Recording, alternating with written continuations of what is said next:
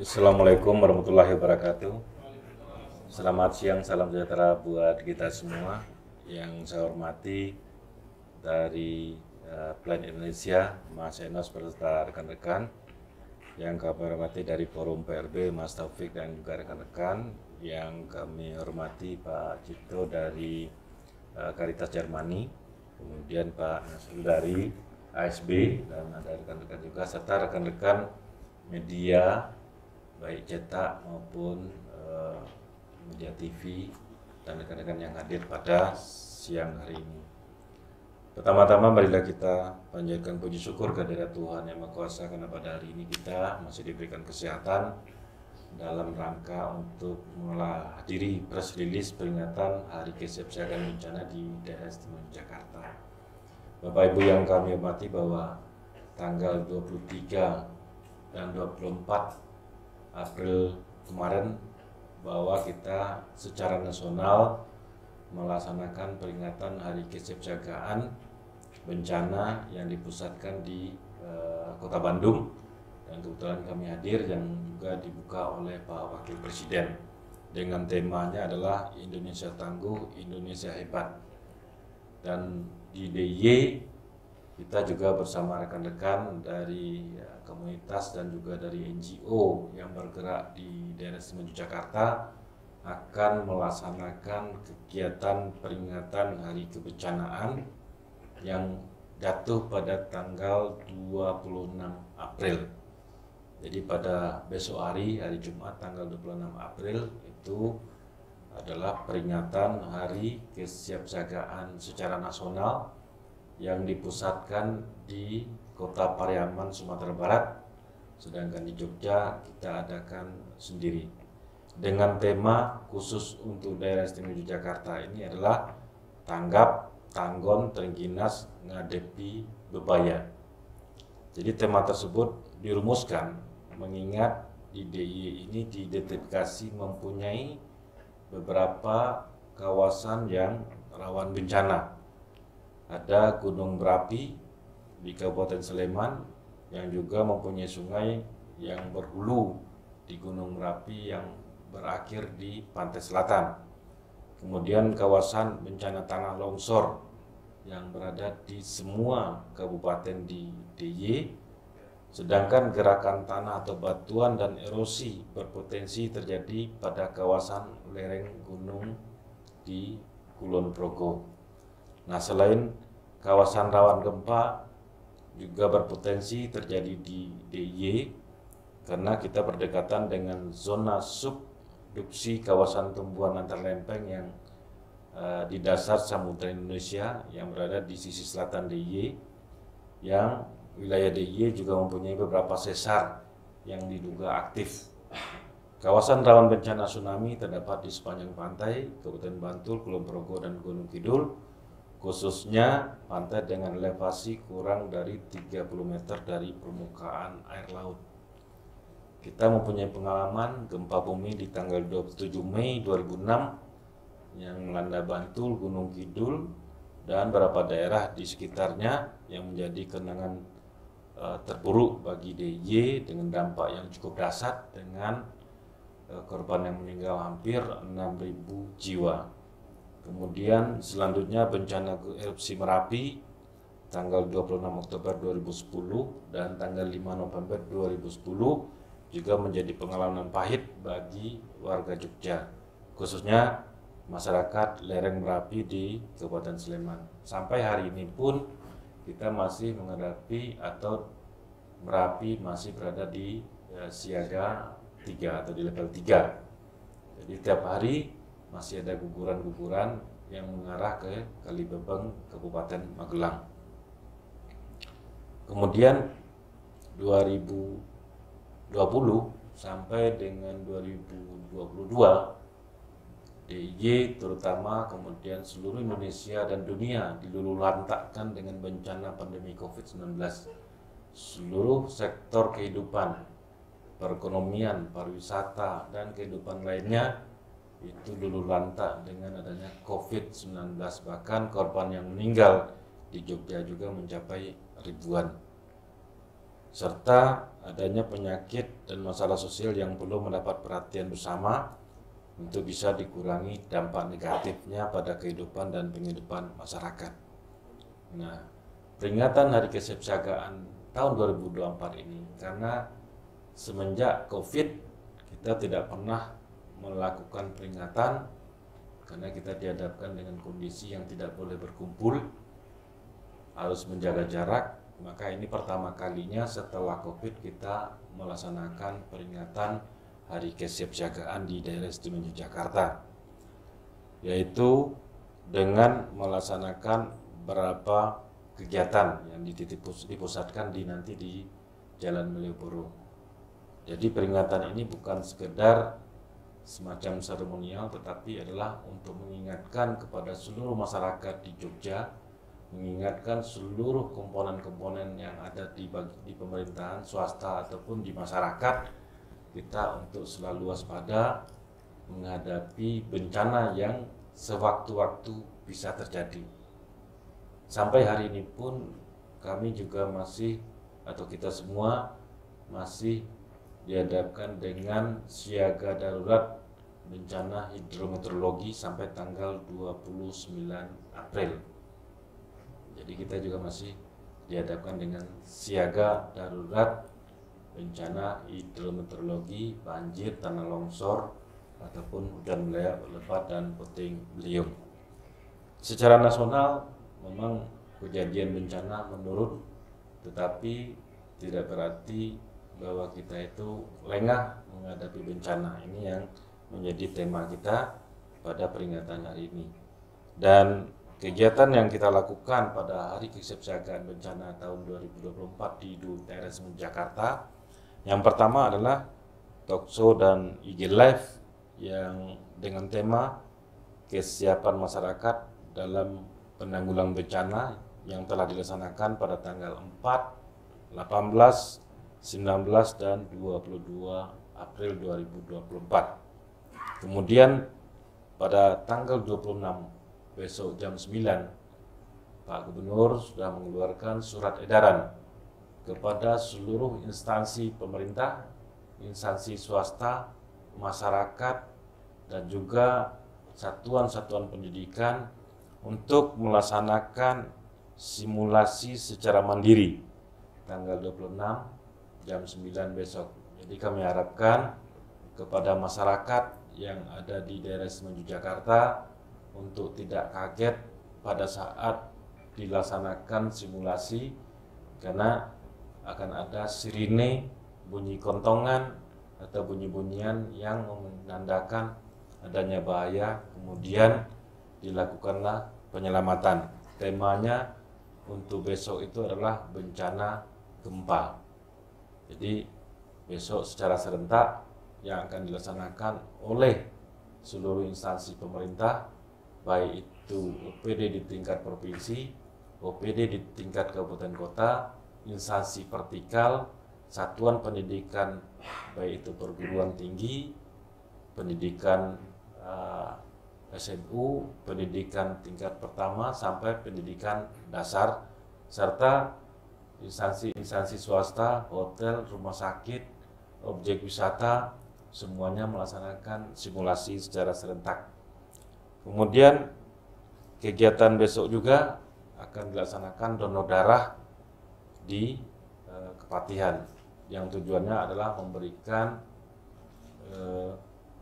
bantuan kepada sesama yang sedang membutuhkan darah, yang memang stok darah kita di daerah Jakarta juga semakin berkurang. Serta kegiatan berikutnya di tanggal 28 mulai dari pagi hari jam 6 itu akan dilaksanakan Resiliency Trails, yaitu pelayan bareng Run for Air Engineer Future, yang akan dipusatkan di kantor gubernur Kepatihan, yang akan mengambil tema tanggap tanggon Trengginas menghadapi bebaya. Itu diikuti oleh 350 orang peserta yang akan ada yang sifatnya jalan santai, ada yang sifatnya lari maraton, tetapi bukan perlombaan. Ini hanya untuk mengingatkan bahwa kita itu harus sehat dalam menghadapi bencana. Kemudian juga akan ada panggung resiliensi di tanggal 28 April, yaitu fashion show. Fashion show bukan fashion show untuk sifatnya pakaian-pakaian yang modis, tidak, tetapi adalah fashion show sebagai bentuk sosialisasi kepada masyarakat tentang pelaku penanggulangan bencana dengan menampilkan tokoh pelaku dengan seragam dan pakaian masing-masing komunitas dan NGO. Ada yang nanti pakaian SAR daerah, ada yang pakaiannya nanti dari PMI, ada dari TRC, ada dari NGO yang lain. Karena banyak yang tidak tahu masyarakat bahwa ketika sudah berpakaian oranye, maka itu adalah Basarnas. Nah, ini perlu disosialisasikan bahwa ada oranye pekat, itu Basarnas, oranye agak kurang dikit, nah itu mungkin dari komunitas. Ada lagi forum pengurangan risiko bencana di tingkat kelurahan. Jadi semuanya berpakaian oranye. Jadi kita tidak tahu kalau tidak diberikan sosialisasi. Kemudian ada lagi performance, yaitu untuk lansia, SPAB, dan juga anak-anak. Dan pemberian penghargaan untuk satuan pendidikan, kemudian kelurahan tangguh bencana, objek wisata tangguh bencana, hotel tangguh bencana, kemudian rumah sakit tangguh bencana, yang nanti akan diserahkan langsung oleh Bapak Wakil Gubernur. Serta ada talk show yang dilaksanakan di pintu barat Kepatian mulai jam 18.30 sampai jam 22, serta kegiatan-kegiatan yang sifatnya adalah mengingatkan kepada masyarakat untuk kita selalu eling dan waspada terhadap adanya bencana. Kemudian ada sosialisasi dan pameran oleh NGO dan komunitas penanggulangan bencana sebanyak 8 stand. Itu juga berada di sepanjang Malioboro. Itu memberikan edukasi kepada masyarakat bahwa kita dihadapkan dengan kondisi situasi yang sampai hari ini juga masih berpotensi terjadi adanya bencana, serta memperagakan juga adanya spesial call oleh Orari dan Komop dari BPDDY, yang juga nanti masyarakat bisa mengetahui apa kegunaan alat-alat yang kami tampilkan nanti. Kegiatan ini akan didukung oleh pentahelik penanggulangan bencana. Jadi tidak menjadi kegiatan BPBD sendiri, tetapi adalah kegiatan bersama, yaitu Badan Penanggulangan Bencana DIY, Dinas Pendidikan, Pemuda dan Olahraga, Dinas Sosial, Dinas Koperasi, Dinas Pariwisata, Dinas Kesehatan, Dinas Komunikasi dan Informasi, Satpol PP, Biro Umum Humas Protokol, BPD Kabupaten Kota, Forum Pengurangan Risiko Bencana, Lembaga Resiliensi Bencana Muhammadiyah atau MDMC, kemudian Lembaga Penanggulangan Bencana dan Iklim LPBI NU, Kuartir Daerah Gerakan Pramuka DIY, Palang Merah Indonesia atau PMI Yogyakarta, Caritas Germani Indonesia, kemudian Yayasan Karina KAS, Arbiter Samariter BAN atau ASB, dan kemudian ini juga ada Pak Cipto juga dari Caritas Germani dan Pak Nasrul dari ASB, Yakum Emergency Unit atau YU, dan World Food Program WFP, ada dari Plan Indonesia, ini Mas Enos, kemudian Human Initiative HI, Yayasan SIP Indonesia, Red Indonesia, Dompet Duapa, Cikal, Sigap, Universitas Ahmad Dahlan, dan PT Sari Husada. Jadi kegiatan ini didukung oleh semua pihak yang kami bacakan. Dan pertama, kami mengharapkan kepada masyarakat di daerah Istimewa Jakarta untuk tidak kaget pada saat semua instansi pemerintah pada tanggal 26 April besok hari Jumat jam 9 melaksanakan simulasi. Mungkin akan ada SOP-nya mulai dari ketika terjadi gempa, mereka lari kemana, menggunakan bunyi-bunyian, serta berkumpul di titik kumpul. Nah, masyarakat supaya tidak kaget ketika adanya kejadian atau pelaksanaan kegiatan pada hari besok. Dan kami mengundang juga semua pihak untuk menghadiri kegiatan yang tanggal 28, baik itu donor darah, kemudian juga ada pelayan bareng, pameran, kemudian juga ada panggung resiliensi. Silakan nanti kalau yang tidak kami undang secara khusus bisa melalui YouTube atau live melalui JTV, supaya nanti bisa memahami bahwa terkait dengan kebencanaan di daerah Semenanjung Jakarta adalah tugas kita bersama, tugas pentahelix kebencanaan, dan bukan menjadi salah satu tugas instansi tertentu, tetapi tugas semua pihak dalam membangun kapasitas masyarakat. Mungkin itu yang dapat kami sampaikan, bisa ditambahkan oleh terutama dari Pak Cipto. Dari forum dulu, monggo Pak Forum. Baik, terima kasih Pak Kal, rekan-rekan media yang kami hormati. Pertama, terima kasih atas kehadiran kawan-kawan media pada kesempatan pagi hari ini. Kawan-kawan sebagai pilar keempat demokrasi, ada multi pihak yang disebut sebagai pentahelix atau 5 pihak di dalam kuadran penanggulangan bencana, dan media massa menjadi salah satunya. Dan peran-peran dari media massa, kawan-kawan ini terutama adalah sebagai sumber informasi yang memberikan hak informasi pada setiap warga, karena kita menempatkan penanggulangan bencana ini sebagai hak dasar warga, sebagai civic right. Makanya kemudian salah satunya adalah informasi right, hak warga untuk mendapatkan informasi sehingga warga dapat melakukan mitigasi diri terhadap tantangan dan ancaman bencana yang ada. Nah, oleh karena itu, di dalam peringatan Hari Kesiapsiagaan Bencana setiap tanggal 26 April, maka orientasinya yang pertama sekali adalah menumbuhkan dan memperkuat budaya sadar bencana.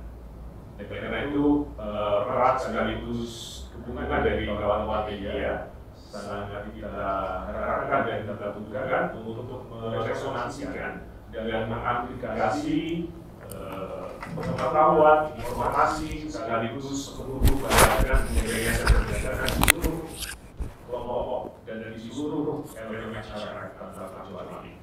Selanjutnya, kawan-kawan sekalian, tadi Pak Asal sudah menyampaikan ada tema nasional dan ada subtema untuk DI. Untuk nasional itu tadi sudah disebutkan ya, Indonesia tangguh, Indonesia hebat. Indonesia hebat, dan kemudian yang untuk DIY itu spesifik tahun berdinas sangat ini boyo. Dan kawan-kawan sekalian, apakah tema ini kita pilih? Karena sejarah sudah mencatat sekaligus mengkonfirmasi bahwasanya di tujuh agenda yang istimewa ini memiliki keistimewaan berupa modal sosial di dalam kemudian menghadirkan tambahan dan siap saja dalam adanya budaya sadar bencana itu sudah sudah melekat sekaligus tumbuh di tengah-tengah masyarakat. Konfirmasinya ada bahwa yang pertama saat Bapak 2006 itu dunia mengalami bagaimana kecepatan rehabilitasi dan rekonstruksi yang terjadi di DIY, dan itu tidak terkonfirmasi tidak terjadi di tempat lain pada bencana-bencana serupa sesudahnya. Kemudian yang kedua juga saat peristiwa erupsi Merapi 2010. Ketika kemudian lebih dari 300 korban jiwa dan lebih dari 90.000 penyintas atau pengungsi, tetapi kemudian kondisi darurat itu bisa direspons secara bersama-sama. Jadi saya ingin menandaskan bahwasanya salah satu ekspektasi kami pada kawan-kawan media adalah mengamplifikasi tadi kekuatan dan sosial ini berupa keguyuban, kebersamaan, sekaligus solidaritas sosial yang sedemikian luar biasa. Termasuk juga saat pandemi COVID-19 kemarin. Kita melihat bagaimana kemudian praktek semacam cara rela, kemudian vaksin bersama, vaksinasi sambatan, dan seterusnya ini dilakukan di jadi ini tidak terjadi di tempat lain. Nah ini yang sesuatu yang kemudian harapannya dengan HKB ini kita dapat mengamplifikasi atau memperkuat budaya sadar bencana itu, khususnya pada tingkat keluarga, komunitas, sehingga itu yang kemudian tadi konfirmasinya kenapa kita fokus kepada satuan pendidikan, kemudian fasilitas umum, lantas kemudian tempat-tempat publik seperti perkantoran, baik perkantoran pemerintah maupun di layanan publik, destinasi wisata dan seterusnya. Termasuk kenapa kemudian pilihan lokasi puncak dari HKB ini itu dipilih tempatnya di gerbang Kepatahan Malioboro, karena itu juga simbol bahasanya kita di area Sumbu Filosofi Jogja itu juga siap untuk meneguhkan kebudayaan kita yang tangguh. Saya kira demikian sedikit tambahan dari kami mengenai ini, dan kita di DIY dengan 438 kelurahan dan kelurahan dengan 392 desa atau kelurahan ini nanti akan bersama-sama untuk meneguhkan komunitas berbasis spasial yang tangguh, termasuk lebih dari 8.200 satuan pendidikan dari tingkat prasekolah, TK, pendidikan anak usia dini hingga kemudian perguruan tinggi ini siap menjadi satuan pendidikan aman bencana. Dan ini butuh dukungan dari kawan-kawan media sekalian untuk kemudian memastikan seluruh warga kita itu memiliki pengetahuan, informasi untuk kemudian menjadi individu yang tangguh, yang kemudian pada akhirnya menjadi daerah istimewa atau Jogja yang istimewa, Jogja yang tangguh. Terima kasih. Oke, terima kasih Mas Taufik. Selanjutnya Pak Cipta.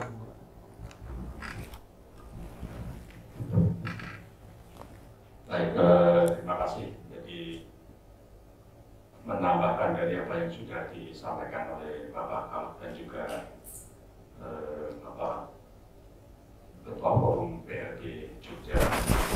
Jadi Caritas Jerman ini hadir di Jogja, salah satu lembaga non pemerintah atau NGO dari Jerman yang hadir di Jogja pada saat gempa Jogja tahun 2006.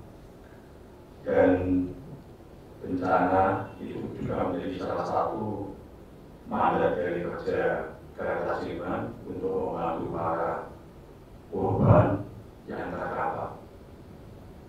Terkait dengan HKB yang dilakukan di Jogja, jadi kami pada salah satu mandat kami juga memperkuat kapasitas masyarakat, jadi memperkuat juga untuk ketangguhan masyarakat dari bencana.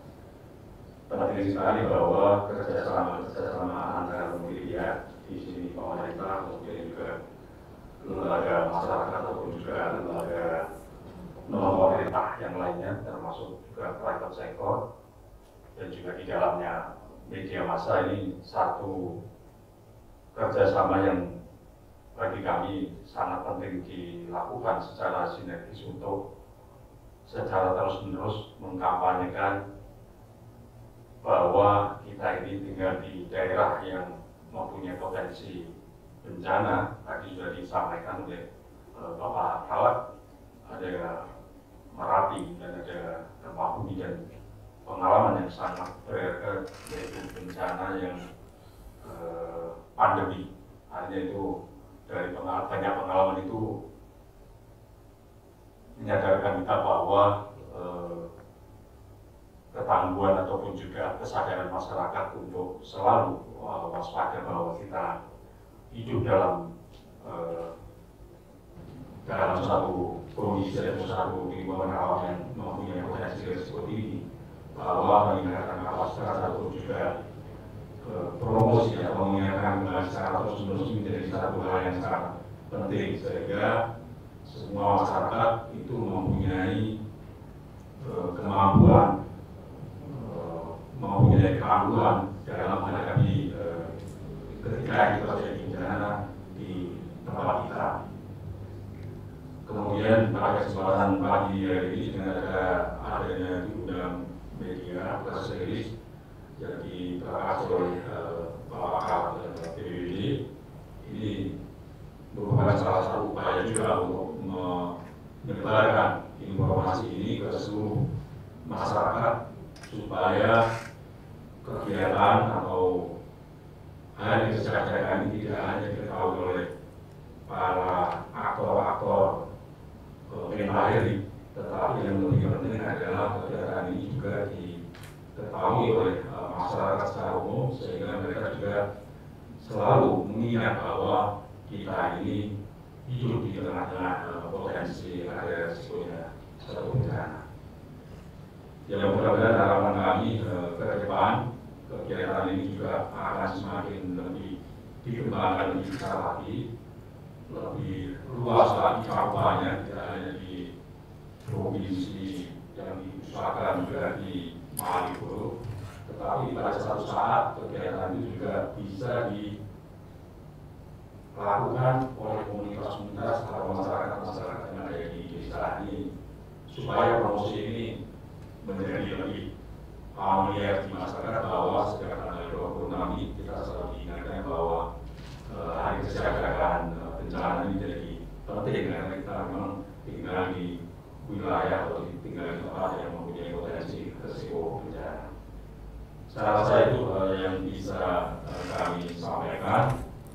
Mudah-mudahan beberapa agenda yang tadi sudah disampaikan juga oleh Bapak Kalak ini bisa kita dukung secara bersama-sama, kemudian bisa terpublikasikan secara luas, sehingga ini bisa menjadi satu tonggak yang bisa kita perkuat lagi untuk kegiatan-kegiatan yang akan datang. Terima kasih. Baik, terima kasih Pak Cipto. Mas Enos menambahkan. Assalamualaikum warahmatullahi wabarakatuh. Salam sejahtera untuk kita semua. Pak Kalak, terima kasih untuk kesempatan yang diberikan. Ibu dan Bapak sekalian dari rekan-rekan media, perkenalkan saya Enos. Saya melanjutkan apa yang disampaikan oleh Pak Kalak. Teman-teman, rekan-rekan sekalian, pada situasi bencana, anak-anak itu menjadi salah satu yang terdampak, sangat terdampak, menjadi korban. Dalam posisinya, anak-anak dipaparkan sebagai salah satu dari kelompok rentan. Maka RLN sebagai salah satu lembaga yang memiliki visi untuk mendorong pemenuhan hak-hak dan kesetaraan terhadap anak perempuan, itu mendorong supaya anak-anak memiliki kapasitas, memiliki kemampuan untuk bisa menghadapi bencana terjadi. Sehingga di Jogja kemudian kita mendorong adanya implementasi satuan pendidikan aman bencana yang berfokus untuk peningkatan kapasitas warga sekolah, tidak hanya ibu dan bapak, tidak hanya anak-anak atau peserta didik, tetapi juga guru dan seluruh orang yang ada di sekolah untuk menghadapi bencana yang terjadi. Dan kaitannya dengan HKB ini, kemudian kita terus mendorong sekolah untuk selalu ingat, selalu keliling bahwa kita berada di kondisi yang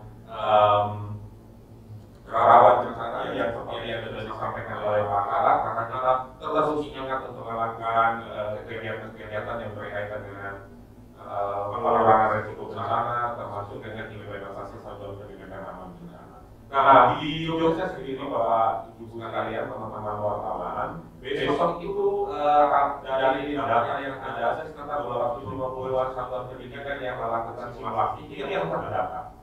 Meskipun banyak juga satuan-satuan jaringan yang sekarang sudah lagi siap-siap untuk melakukan Sulawesi. Sehingga memang teman-teman jika berkesempatan lewat di salah satu sekolah yang sedang simulasi itu mungkin menarik untuk bisa diangkat. Bahwa ini adalah bagian dari sekolah turut terlibat aktif, sekolah turut ambil bagian dalam memperingati KKB, dan mereka juga bisa mandiri untuk melakukan peningkatan kapasitas di sekolah mereka sendiri. Besok akan dilakukan di satuan pendidikan itu. Nah, untuk KKB, untuk satuan-satuan pendidikan yang ada di daerah rawan bencana, salah satunya misalkan di Pulau misalnya, yang rawan terhadap longsor, mereka juga sedang mengimplementasikan SPAB, menarik misalkan teman-teman wartawan untuk hadir ke sana atau melihat bagaimana sih sebetulnya implementasi SPAB itu, bagaimana sih mereka dengan sumber daya yang mereka miliki, bagaimana mereka mendorong dukungan dari orang tua untuk dapat implementasi SPAB. Saya kira itu yang bisa saya tambahkan. Kalau saya kembali dari terima kasih. Baik, terima kasih Mas Inas. Dari SB, Assalamualaikum warahmatullahi wabarakatuh.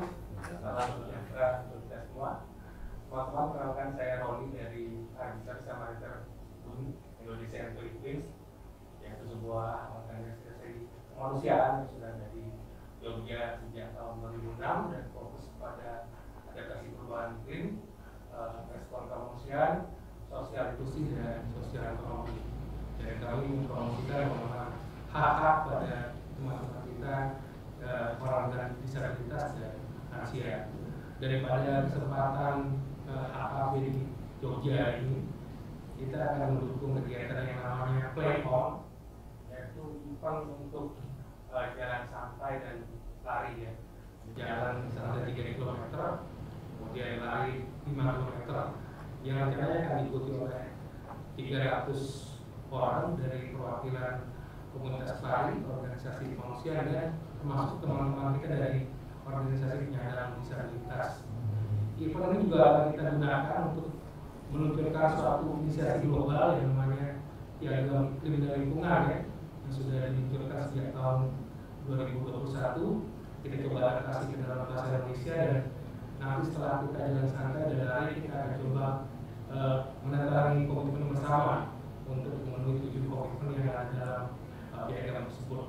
Ringkasan dari 7 komitmen itu sebenarnya adalah bagaimana kita memasukkan aksi iklim atau adaptasi global iklim, termasuk bagaimana ada kerja-kerja penanggulangan bencana tidak menimbulkan dampak yang lebih buruk terhadap lingkungan, termasuk misalnya meningkatnya emisi rumah kaca ya dalam kerja penanggulangan bencana. Jadi mungkin nanti pada hari Minggu tanggal 28 April kami mengundang rekan-rekan semua untuk kita jalan dan lari bersama. Ini nanti startnya dari Kepatihan dan sampai finishnya juga di sana di Kepatihan, untuk kita sama-sama nanti melihat acara peluncuran piagam iklim dan lingkungan tersebut. Itu mungkin tambahan dari kami. Baik, terima kasih Bapak Ibu semua dari narasumber, kemudian juga dari teman-teman media, teman-teman wartawan yang hadir pada hari ini. Kami mengucapkan terima kasih atas kehadirannya terhadap apa yang kami jelaskan untuk peringatan HKB, dan kami sangat berharap teman-teman media ini akan berperan lebih besar memberikan edukasi kepada masyarakat, terutama dalam melakukan pengurangan risiko bencana, karena kita dihadapkan dengan kondisi dari 14 jenis bencana, DIY mempunyai 12 jenis bencana diantaranya, sehingga kita sewaktu-waktu bisa saja terjadi. Nah, masyarakat agar lebih siap waspada. Kejadian gempa yang ada di Taiwan tanggal 4 April itu karena masyarakat Taiwan siap, itu korbannya sangat minim. Artinya masyarakat Taiwan lebih siap menghadapi bencana. Kita berharap juga sama dengan negara-negara yang sudah siap seperti Jepang, Taiwan, dan negara-negara lainnya. Gempa tidak bisa kita hindari, tetapi kita bisa minimalisir korban jiwa. Satu korban itu sangat berharga daripada uang berapapun. Sehingga dalam prinsip kebencanaan, nyawa manusia lebih berharga daripada biaya berapapun. Mungkin itu yang dapat kami sampaikan. Mohon maaf kalau ada hal-hal yang kurang berkenan. Terima kasih. Wabillahi taufiq wal hidayah. Wassalamualaikum warahmatullahi wabarakatuh.